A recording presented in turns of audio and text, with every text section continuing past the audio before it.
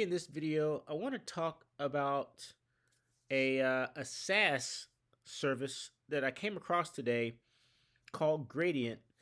And what Gradient does is it provides a streamlined way to fine tune large language models so that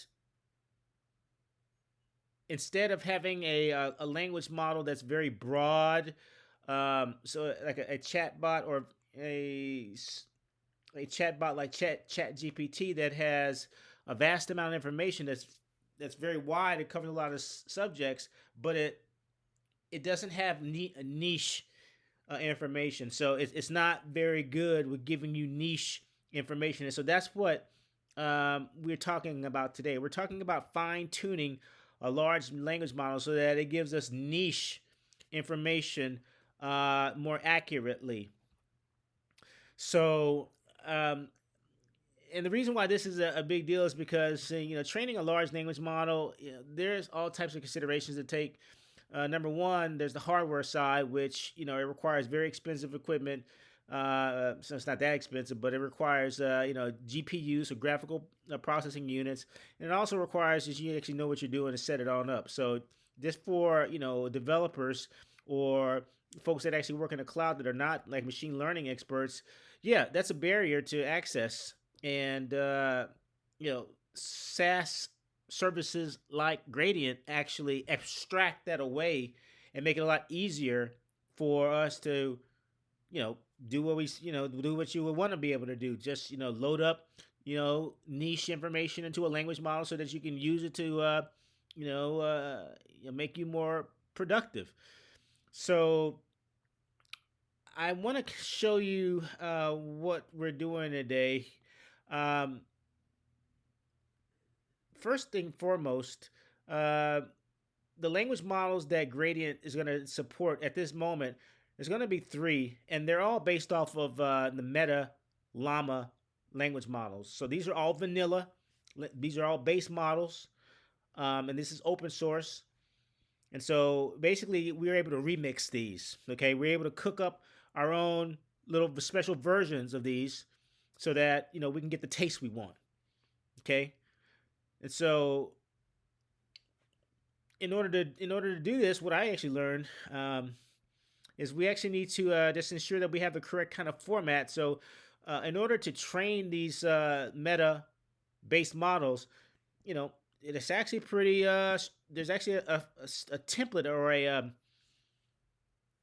a format that we have to use, uh, which basically is passing instructions and giving it a response. So we tune it by training the model, saying, "Hey, I want you to do this particular thing very well. So you're gonna, you know, take this instruction, and I expect this type of response. So let me show you what that means, okay?"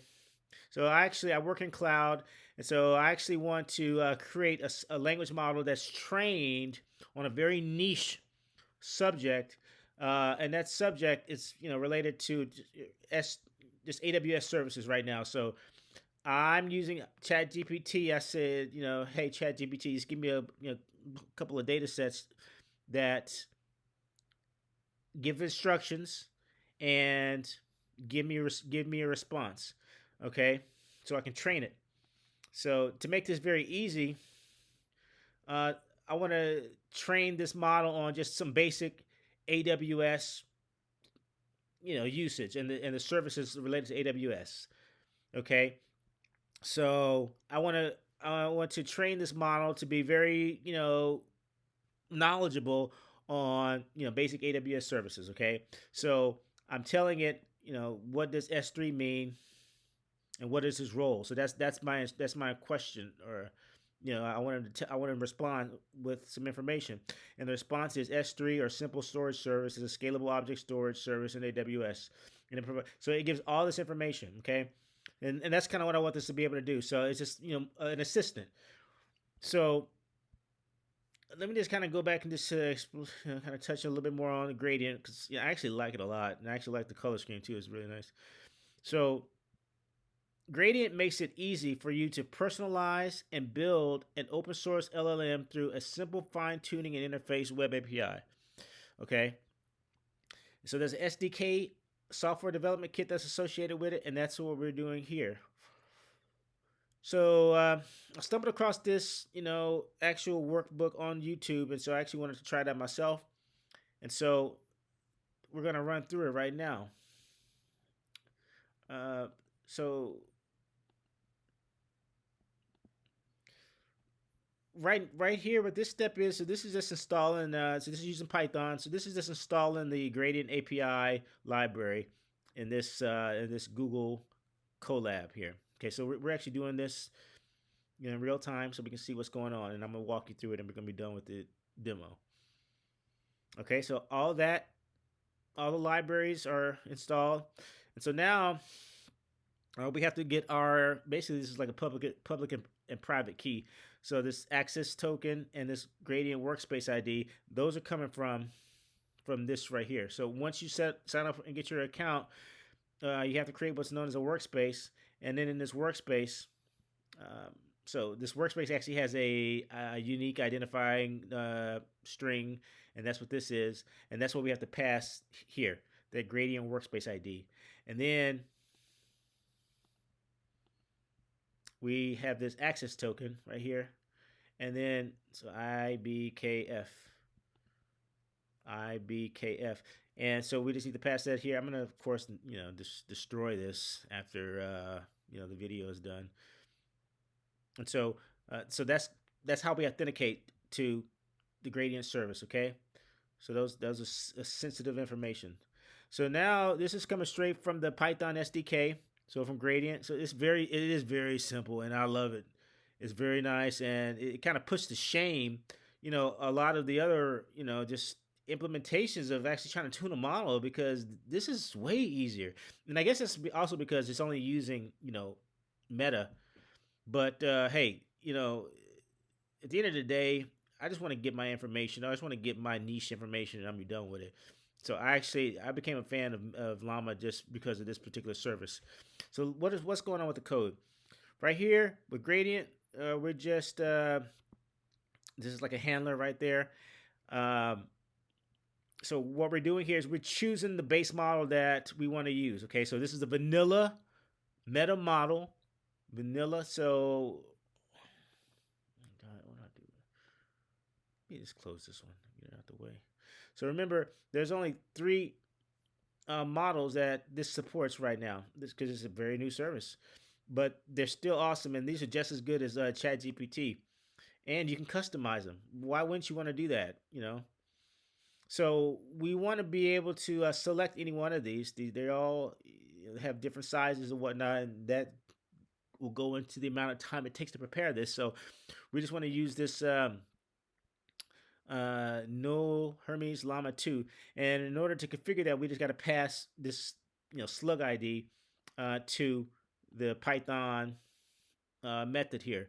So it's called the base slug here. I don't know why they call it that, but that's what they want to decide it.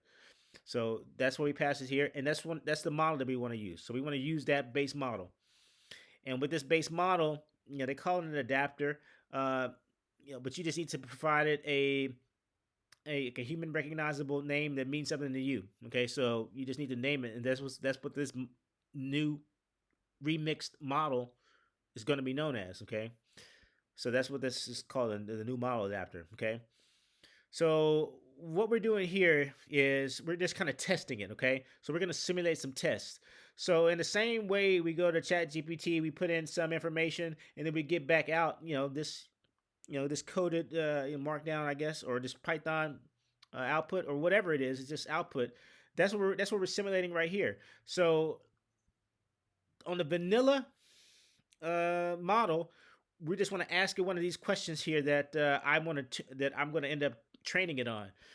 And so we have the instruction, but we don't have a response here. So what we're doing is we're interested in seeing what the response is going to be by default. Okay. And so we have login statements that are going to help us see that. Okay. So that's what that is. So we're going to ask it, what does S3 mean and what's his role? and then it's going to give us back a response. And again, these are general models, so we're going to get back a response, but that response is not going to be as good as the response we're going to get back when we tune it. We scope it down to what we really wanted to do. And this is just an example. So, before tuning, we're going to run. So this new model adapter, this new model, this new version of this model, uh, we want to put in all of the inputs, and then we're going to get an answer. Okay, so it's going to give us a response.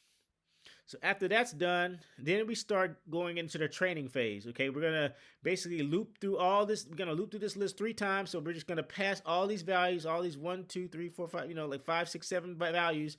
We're gonna pass those each 3 times. Okay, 21 times, 7. I'll call it 7. All right. So so we're basically just you know, pressing these values on. We're fitting these inputs onto the model. Okay. So that's what this is actually doing here. So this new model, so there's a method called fine tune, and that's what this is doing. So fine tune. I mean, and it's, the way that it's actually, it's readable. We understand what's going on. The problem I have with the, a lot of open source models, they don't make any sense. They are made for, machine learning engineers, which is completely fine, but it's not, accessible to the rest of the cloud community. It is. It's just you have to also have that niche information. But the methods that we have here, they're just very. It makes sense. Okay, it's you're fine tuning it based off these samples, and that's exactly what we want to be able to have. We shouldn't be blocked by a lot of the the language choices that they use. But that's my gripe. I'm sorry. So we're basically fine tuning this model. And after we fine tune the model, we're just going to again ask it the same question. So this model has been it's been ironed. So we're ironing this thing. So it's like a you got some starch on some jeans or whatever. So now this is starched out, and we want to see what the value of this language model is after it's been ironed out. Okay, and so we're gonna see what that looks like right now. So we're gonna set all these variables here. Now we're gonna run this. Now, another thing. So the reason why I kind of made this kind of short is because, and I'll show you in a minute here. Make sure this is running. Okay, yeah. So there we go. I actually like Google Colab, the fact that it actually has this, spinning button. So let us know what's going on. So if we go down here, so the login statements are actually working. So the first thing is what does S3 mean, and what is its role? Okay, so right now the response is blank. Okay, or it's okay. S3 stands for simple, and this is before the training. S3 stands for simple storage service. Okay. Okay, that's actually a pretty darn good answer. Okay, so that was before the language model. Let's see what the language model actually has. Videos.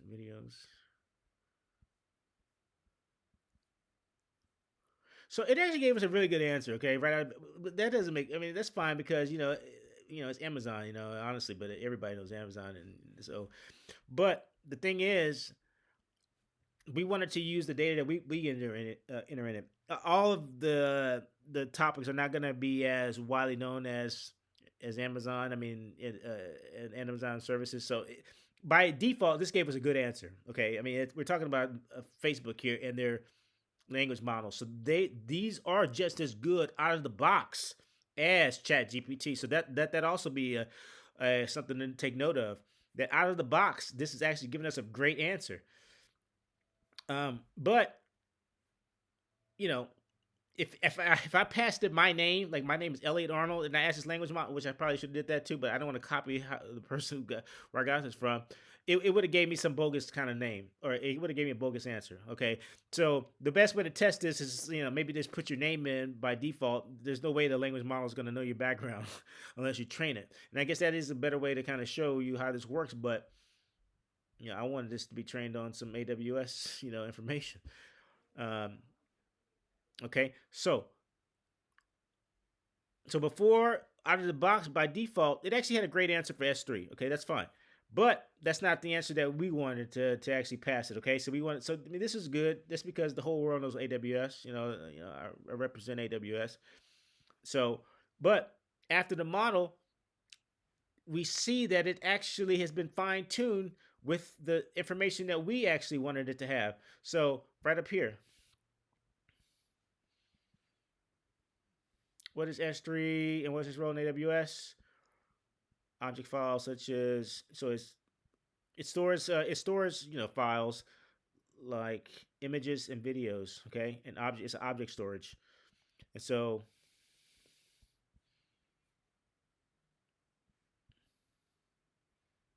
yep, so it actually gave us the same, it gave us that same, you know response, and it looks like it added a little bit extra on the end too. So the point is that we can scope this down and pass this language model niche information that we choose in order to make it more adherent to our the needs in our niche. And so we just have a chat bot that's really in tune with information in a particular domain, and I think that's pretty awesome. And so again, I also wanted to make everyone aware of this great service called Gradient. Kudos to them.